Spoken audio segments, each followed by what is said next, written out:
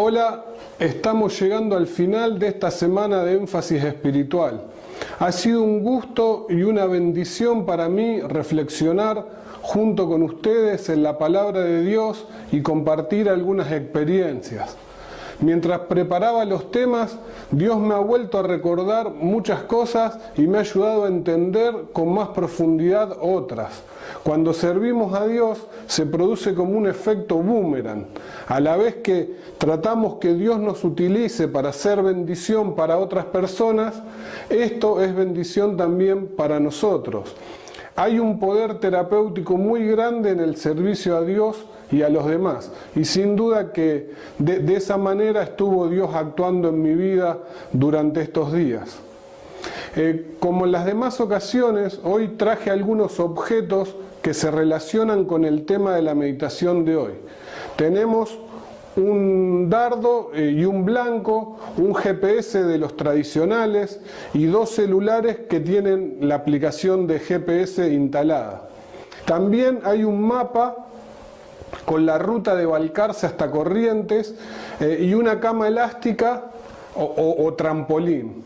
No obstante, a diferencia de los otros días, hoy no voy a dar muchas explicaciones de los objetos, sino que irán descubriendo el sentido de ellos a medida que avancemos con el tema. Entonces, para comenzar esta última meditación, les propongo que imaginemos que están conmigo en Balcarce acá y que nos proponemos ir a Corrientes. Entonces consultamos un mapa y planificamos ir por la ruta que pasa por Entre Ríos. En esta imagen vemos que el plan y el propósito no son lo mismo. Nuestro propósito sería llegar a Corrientes, nuestro plan sería ir por Entre Ríos. De manera similar, el propósito y los planes de Dios no son lo mismo. Su propósito tiene que ver con nuestra salvación y con el desarrollo integral de nuestro carácter en armonía con su ley. Sus planes tienen que ver con los modos en que Él va dirigiendo nuestras vidas en esa dirección. Aunque su propósito no cambia, sus planes son dinámicos. En este sentido, si usaríamos un GPS para ir a Corrientes, encontraríamos que podemos ir tanto por Entre Ríos como por Santa Fe. En cuestiones de tiempo y distancia son casi equivalentes esos caminos. De manera similar, en las Escrituras encontramos que en sus planes Dios maneja múltiples alternativas. Y aunque su propósito no cambia, modifica sus designios de acuerdo a las oraciones y las acciones de las personas. En cierta medida, va acordando y construyendo sus planes en interacción con sus criaturas. Cuando ellas les proponen o toman rutas que los acercan a su propósito, Él las agrega a su plan o al recorrido. En este sentido, Elena de White menciona que forma parte del plan de Dios concedernos, en respuesta a la oración hecha con fe, lo que no nos daría si no se lo pidiésemos así. Por otra parte, retomando el ejemplo del viaje a Corrientes, supongamos que por distracción, falta de habilidad o terquedad nos desviamos del camino. En esos casos, el GPS recalcula para encontrar la nueva, mejor ruta. En algunas ocasiones, esto puede implicar hacer un pequeño reajuste para retomar el camino anterior, pero dependiendo de cuánto nos alejamos del plan inicial, la nueva ruta puede llevarnos por un camino distinto. Por ejemplo, si en nuestro desvío llegamos a Tandil, fácilmente podríamos desandar el camino y retomar el plan inicial. Pero si el desvío fue tan grande que llegamos hasta Mendoza, la nueva mejor ruta implicaría un trayecto distinto al plan inicial. Sin duda que en la vida, por ignorancia, por falta de cuidado o por obstinación, podemos errar al blanco o alejarnos del propósito de Dios.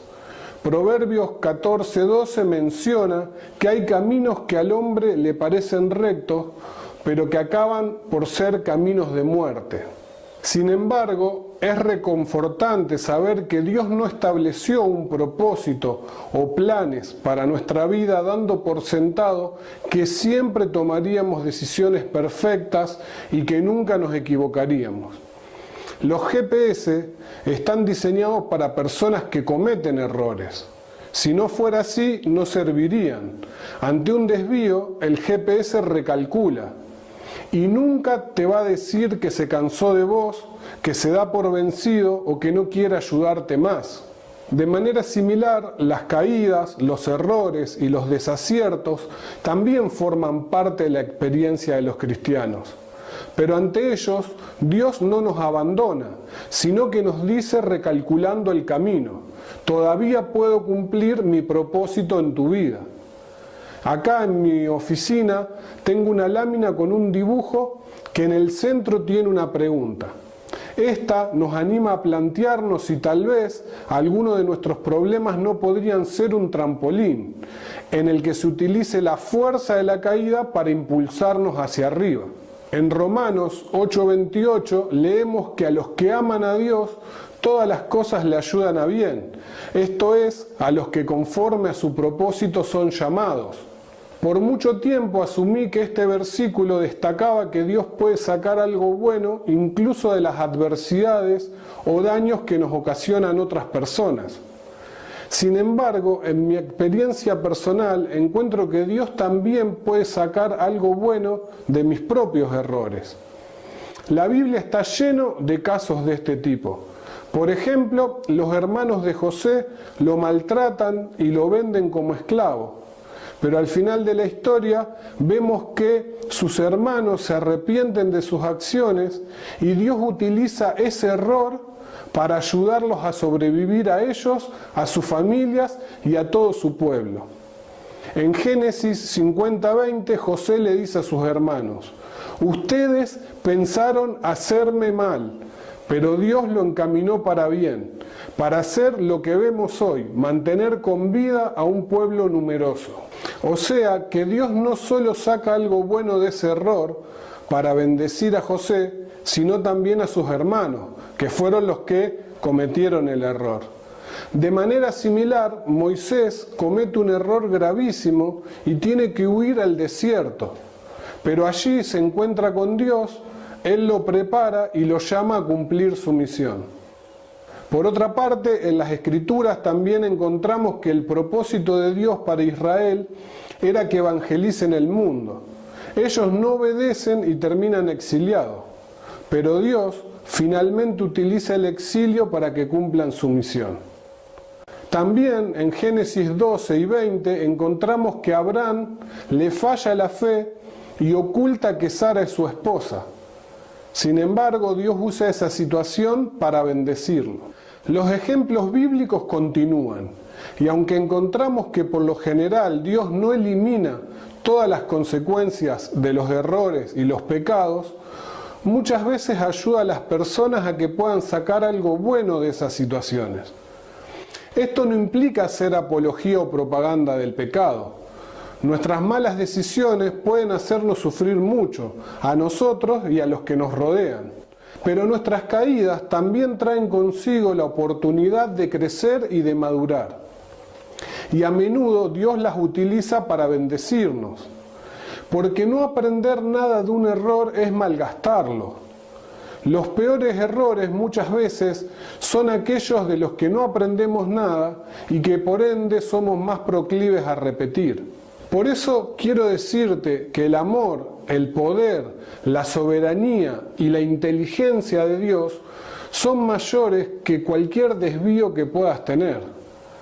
Dios conoce el final desde el principio y puede prever tus errores incluso antes de que los cometas.